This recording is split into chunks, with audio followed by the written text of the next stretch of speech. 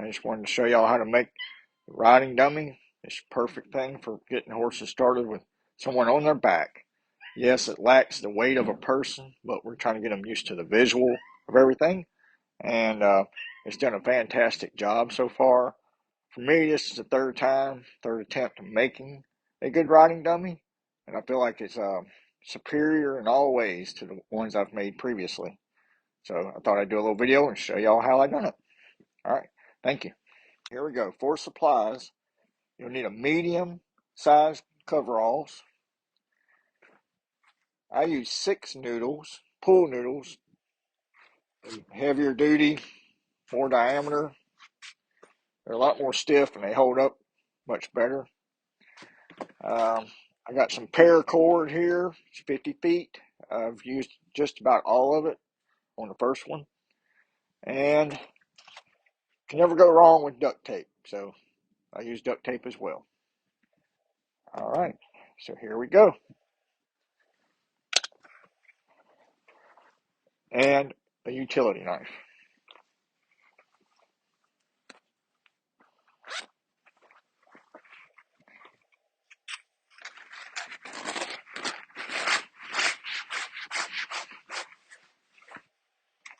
I put 2 of these per leg. Don't shove them all the way through.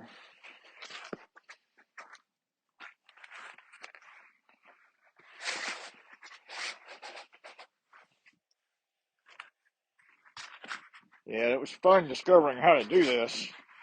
The first 2 I made, well, one I stuffed the coveralls with folded up feed sacks. That lasted about a total of 2 laps on lunge line.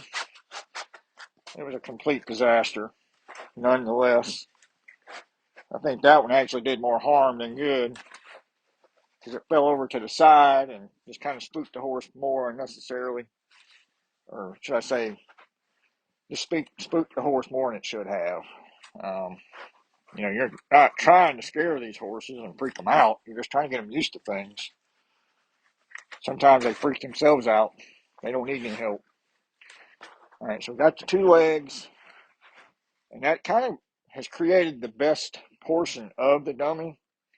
And I leave the noodles full length because it gives more stability. What I was having trouble with is I was trying to do 2 separate parts, and the top would just be way too flimsy, creating way too much action, and a lot of times it just collapsed to one side or the other. All right, so what you'll do is take this here. You can come from any, you can go from the cuff to the shoulder, or go shoulder to cuff. Kind of depends on you. And there again, don't want to stick it all the way out. So with this one here, you can decide to cut it inside here, or you can leave it. The first one I did, I cut it where it made contact with these pieces here. So I think we'll stay with that design. So I'll pull this out just a hair. I mean, if you want to get down to measuring and all that stuff, go for it. Take your utility knife here. Obviously, don't cut yourself. And these days, you got to say obvious stuff like that. I guess we also say, don't eat it. People do crazy things nowadays. So we'll take it there. And if memory serves me correctly, this piece fit pretty well too.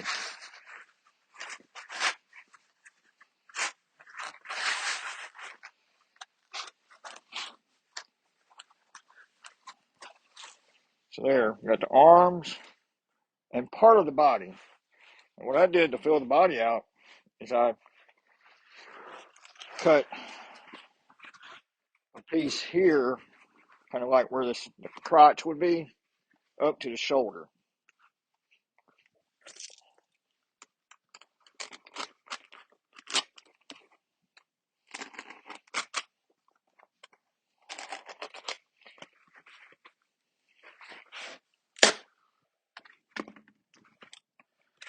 and I kind of filled it in, just giving it more body.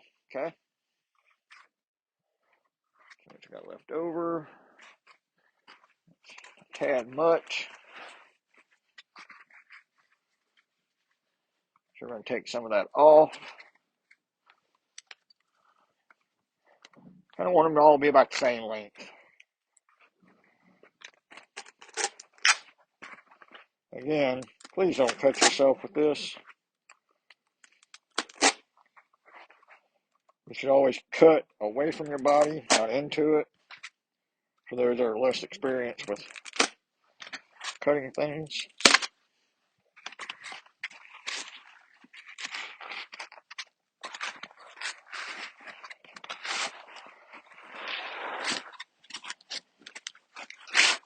So that pretty much will take care of the dummy. Now what you'll have to do at this point is go back in here, we'll duct tape the 4 noodles together, or actually you'll duct tape each leg, so the 2 noodles that go in each leg, duct tape them midways and top. So in this case, you would tape these 2 together, then these 2, and then tape all 4 together. Or should I say 6, excuse me. And that just gives you so much more stability. And like I said, the 2 little pieces that were filling the cavity of the body up just gives you a more full look.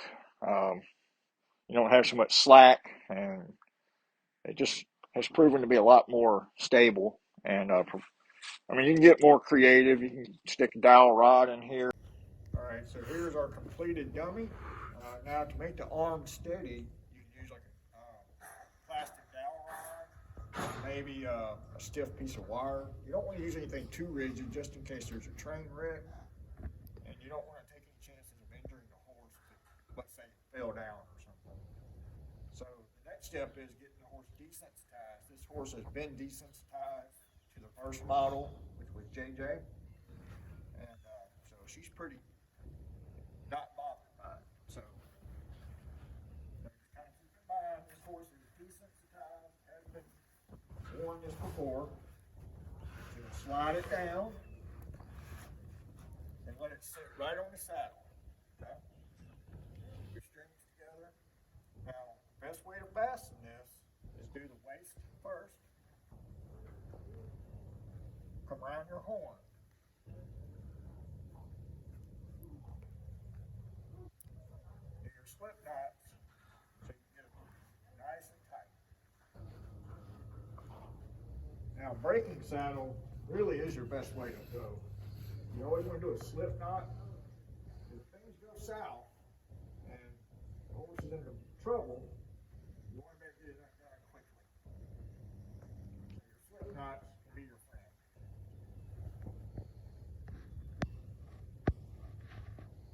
Make sure you got plenty of string there. So you do the horn first, then you cut in behind the stirrup.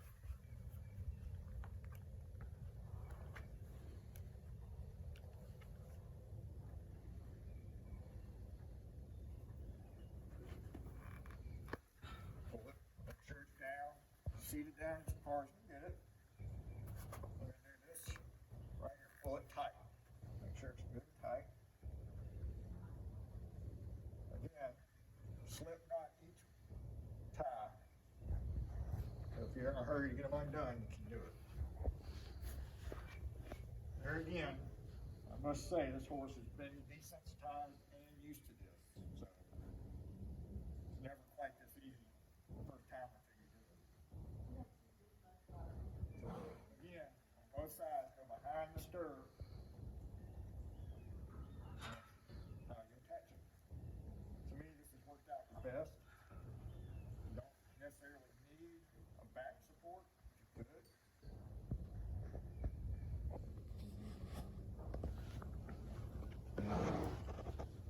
That's how it's done. All right, thank you. All right. With all that being said, first time or two, you want to leave that horse around with your new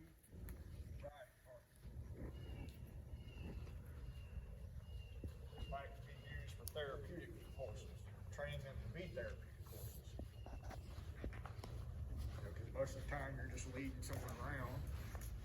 Believe it or not, some horses don't throw the things around. Somebody sitting up there. The reason you want to lead the horse around, just you don't want this horse to just run off and be wild. You're trying to avoid all that. So once you feel confident that this horse is good to call,